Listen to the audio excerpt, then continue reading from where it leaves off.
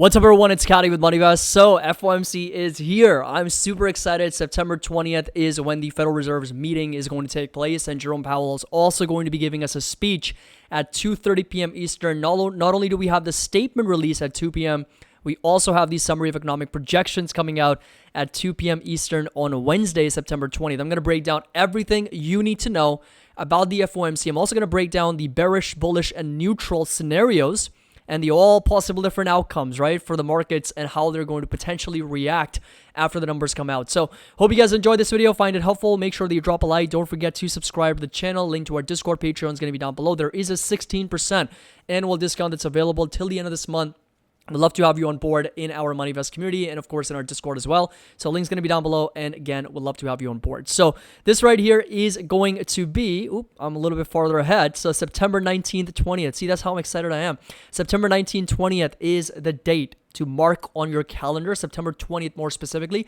I will be live for the entire event. So not only are we going to talk about pre-game, we're going to pre-game before the numbers, before the statement comes out, before the SCP comes out, we're going to be live, and then during the speech as well.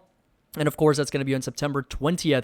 And the asterisk you see right next to September 20th, right, that small asterisk basically suggests that there is going to be a summary of economic projections as well. The last one we got was back in June, and the last meeting was back in July. So it's been quite a bit of time. It's been, 3 months, more than 3 months since we got the last SCP, and it's been a little over 2 months since we had the last meeting. Right, so we've got lots to discuss and lots to unpack. Now, I do want to point out some of the key highlights from the last FOMC meeting. So these right here are some of the things to basically take away from their statement. So the U.S. banking system is resilient, sound and resilient is what they mentioned in the last meeting. They also mentioned that the committee seeks to achieve maximum employment and inflation at the rate of 2% over the longer run. That's their target, of course. And in support of those goals, the committee decided to raise the target range of the federal funds rate to 5.25 to 5.5%, right? So 5.25 to 5.5 percentage points. That's really where we are. And of course, they also mentioned the committee will take into account the cumulative tightening of monetary policy. In other words, how much the interest rates, the cumulative tightening, meaning all the interest rates hikes that they've already done, right, over 500 basis points, the cumulative tightening, how much of an impact that's going to have over time, and of course the lags with which the monetary policy affects economic activity and inflation.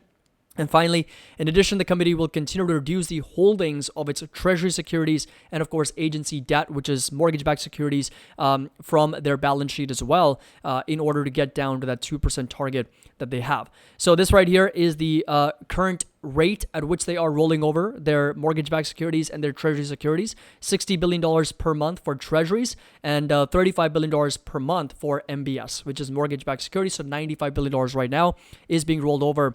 That's the cap. Everything over that is being reinvested back into these securities, but $95 billion is what they are rolling over right now from their balance sheet.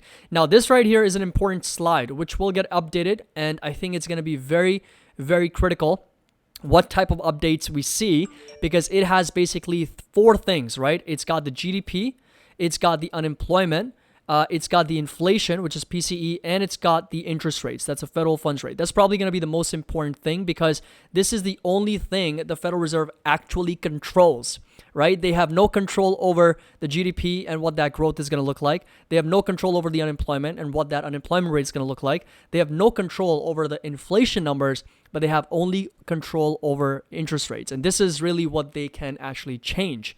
So right now, what you'll notice is for 2023, right? So this right here is the year. We're looking at 5.6%. And this was updated from their March projection, right? So you can see that March projection was 5.1. So that's the number right there. They updated that to over 5.6. So in my opinion, of course, they're pricing in for one more rate hike, right? Because right now we're sitting at 5.25 and 5.5%. And they have priced in for 5.6%. So it's going to be very important for us to focus on this number. And I'll go over some of the expectations and, all those different things later in the video. We'll talk about that. Don't worry. But 5.6%, how this number changes is really what's going to dictate how the markets react, right? Because is the Federal Reserve penciling in another rate hike for this year? Or are they good? Are they happy with where we are? Or are they pricing in for rate cuts, right? Who knows? This is the number that's really going to tell us that. 4.6% for 2024 basically tells us 100 basis points worth of cuts, because 5.6 to 4.6, that's 100 basis points, that's or 1 percentage point if you want to call it, and that's 25 basis points each. So that's 4 cuts the Federal Reserve is priced in for 2024. Now, again, this number is also going to be very important. How that changes. Are we looking at a higher number, lower number, steady at 4.6%? What type of expectations? This is basically the guidance, right? As companies give out guidance, this is basically the Federal Reserve giving out guidance for interest rates. And then, of course, 2025, we're looking at 3.4%. This is not going to matter as much, so I'm not going to be paying attention to this number, but it's really going to be this right here, these two, 5.6, 4.6, and how do they change from the Federal Reserve? That's really what's going to matter a lot when it comes to the market. Now, this is the dot plot, and the dot plot basically mentions how many members within the FOMC are voting for or expecting rates to be higher versus lower. And of course, we do have majority of members expecting in 2024 rates to be below 5%, so 4.6% being the consensus.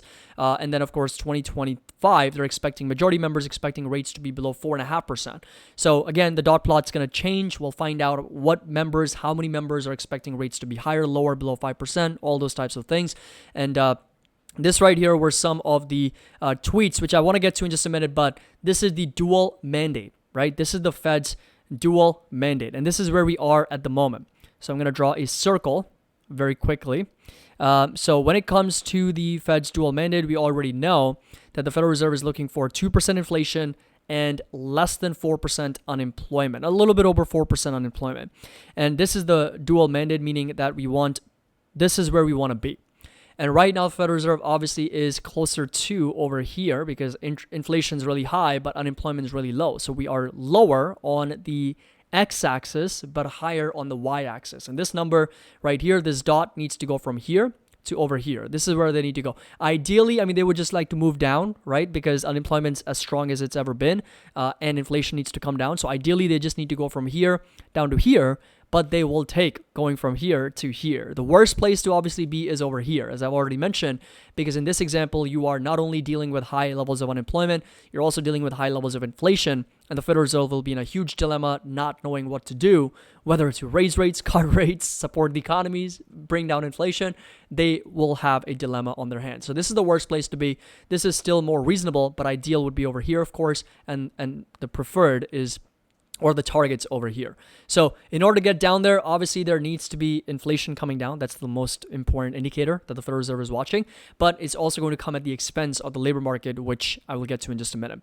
Now, this right here is going to be the expectations for next week. 98% probability that the Federal Reserve is going to keep rates steady at where they are, 5.25 to 5.5%. We're not going to see a hike, and only a 2% probability that they're going to hike.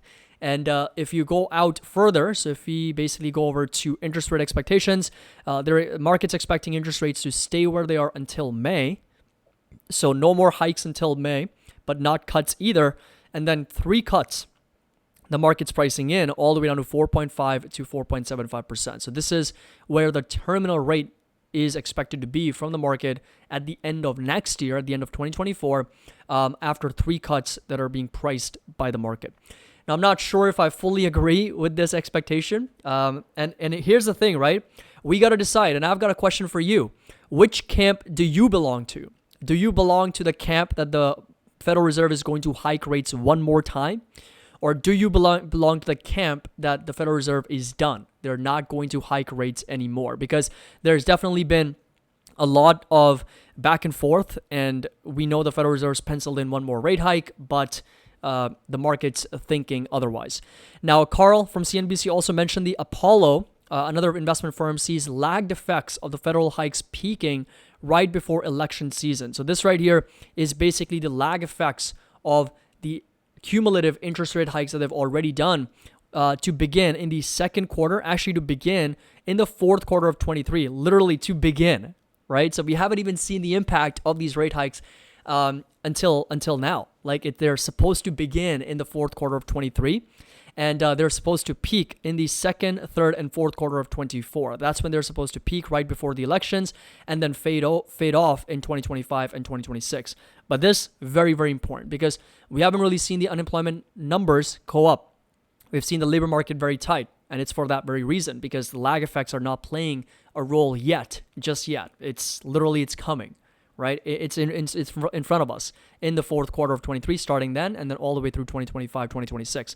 Now, also going over to some other tweets from Carl at CNBC. So he mentioned that Goldman, he says that better news on inflation will convince more participants that the FOMC can forego a final hike this year, as we think it ultimately will. But we expect the dot plot to show a narrow 10-9 majority, still penciling in one more hike, if only to preserve flexibility. So this is the report they shared, and they are expecting maybe one more rate hike from the FOMC members, 10-9 majority, so very, very close and tight call. And this right here is them keeping a rough list where Morgan Stanley and Goldman Sachs says the Fed is done, and Citi and Bank of America are mentioning one last hike. So I want to know from you guys, which camp do you belong to? Do you belong to Morgan Stanley and Goldman camp that the Fed is done? Or do you belong to Citi and B of A expecting one more hike, one last hike is going to be taking place in 2023?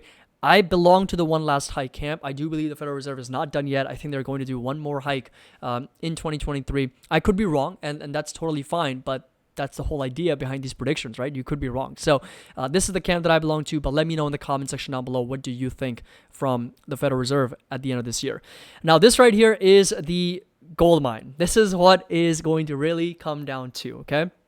These are the probabilities and these are the expectations. So we've got three things to look forward to from the FOMC. We've got the rate decision itself, right? What is the Federal Reserve doing? We've got the guidance for 2023, and we've got the guidance for 2024, okay? Now, of course, the tone and what Jerome Powell says, the speech itself, it's going to be more qualitative. There's no way for me to quantify that, so it's going to be us judging that after we listen to what he has to say. But when it comes to numbers, when it comes to quantified data, there's three things I'll be focusing on. Of course, the rate decision itself, the guidance for 2023, and the guidance for next year. Now, this is the different outcomes if we do see a rate hike in this meeting, right, which definitely has a lot less probability, only 2% probability. That would be unexpected for the market, and that would be bearish, okay? It's very obvious because nobody's expecting a rate hike. If we see no hike, right, which is the most expected outcome right now, over 90% probability, markets are expecting the Federal Reserve is not going to be raising rates. That's going to be a very neutral scenario. And if we do see a rate cut, which again, nobody's expecting a rate cut from this meeting, less than 1% probability, probably 0% probability, that's obviously going to be very bullish, but that's also going to be very unexpected, right? That's not going to happen, in my opinion. So this is just from a rate decision standpoint, right? What the Federal Reserve ends up doing. Now, when it comes to the guidance for 2023, so this is remainder of this year, right? From the dot plot and from the SEP that I mentioned earlier, the guidance, right? The two numbers, 2023 and 2024. If they price in 2 rate hikes for 2023, that's going to be very unexpected, right? That's going to be very bearish for the market, in my opinion. If we see 1 rate hike, I think that's really what the market's priced in for the most part. I mean, that's really what the Federal Reserve's told us before in their SEP, so I think that's going to be pretty expected. That means that there's not going to be any changes, and I think that's going to be very neutral for the market. Now, if they take off that rate hike from their SEP, right? Right now, it's still penciled in for 5.6. Right now, we're at 5.5. So if they take off that 1 additional rate hike from their SEP, so 0 rate hikes in 2023, that would be unexpected, and that could be bullish for the market. And of course, extremely bullish could be a 1 rate cut priced in for 2023. You never know if they start pricing in or penciling in a rate cut in their SEP. That would be very unexpected and, of course, very bullish for the market. I do think that it's going to be somewhere around here, somewhere between neutral and bullish, where they keep the 1 rate hike or they remove it from their SEP for 2023. But that's really where we would be. I don't expect 2 rate hikes. Absolutely, that would be crazy. I don't expect rate cuts either because they mentioned that rate cuts are not in their 2023 estimates. So I do expect it to somewhere between be 1 rate hike or 0 rate hikes. So that's what my expectation is. Now, when it gets to 2024, that's when things get very interesting. There's a lot more numbers and things to play with. And the reason for that is basically because right now, what the Federal Reserve's told us is 4 rate cuts, right, is what they've penciled in. So if we see anything of a rate hike, 1 or more rate hikes in 2024, that would be bearish all of a sudden, right? Because it would be very unexpected. Right now, the markets and the Federal Reserve are not penciling in rate hikes at all, okay? So that would be very unexpected. Or if there are fewer than 3 rate cuts in 2024 is what they pencil in. Right now they're pricing in 4. They're penciling in 4, market's penciling in 3. So if there are any fewer than 3 rate cuts, if we get 2 rate cuts or 1 or no rate cuts, that would be bearish as well, in my opinion, from the SEP for the market, because not only are they keeping rates higher for longer, they are not cutting rates. Okay, that's going to be a bit of a bearish catalyst. So these are the only 2 from a 2024 guidance standpoint that I expect for the markets to not take it very, very pleasantly, and of course to sell off. Now, if you see 3 rate cuts in 2024, that's expected. 4 rate cuts also expected. Now, the reason I've got 3 and 4 rate cuts expected and neutral is because this is what the market's pricing in. This is what the Federal Reserve's penciled in. That's the whole issue there, right? That's the discrepancy, because this is what the market is pricing in from their expectations, and this is what the Federal Reserve has penciled in their SCP. So they're both going to be more or less expected outcomes and very neutral for the market. Now, of course, if we do see anything that's 5 or more rate cuts, that would be the most bullish of them all, because right now the Federal Reserve's penciled in 4. If we see anything that's 5 or more, that would obviously be very, very good for the market from an unexpectedly positive catalyst standpoint in the future. So that's going to be the entire analysis. Let me know your thoughts down in the comment section below. Now, there's going to be a lot of different potential combinations of this. I mean, the Federal Reserve could do no rate hike in this meeting and then guide for 0 rate hikes, in 2023. So that could be bullish. And then also at the same time guide for 5 or more rate cuts. That could be even more bullish. Or they could do no hikes this meeting and they could do like 1 rate hike in 2023. And they could also do 1 more rate hike in 2024. So, there's going to be more combinations of this, right? This is not this is not something that you have to basically stick to, but there's going to be a combination of these 3 different headings, right? Rate decision, meaning the rate decision from this meeting, the guidance for 23 and the guidance for 24 is really what's going to all together combined dictate how the markets respond. So let me know in the comment section down below. What do you think and what do you expect from this upcoming meeting? Hope you guys enjoyed it, found it helpful. Make sure that you drop a like. Don't forget to subscribe to the channel. We're excited. We're going to be live to cover that entire event. And make sure that you do check out the links in the description below for Discord, Patreon, 16% annual discount available till the end of this month. As always, happy investing. I'll see you all in the next video.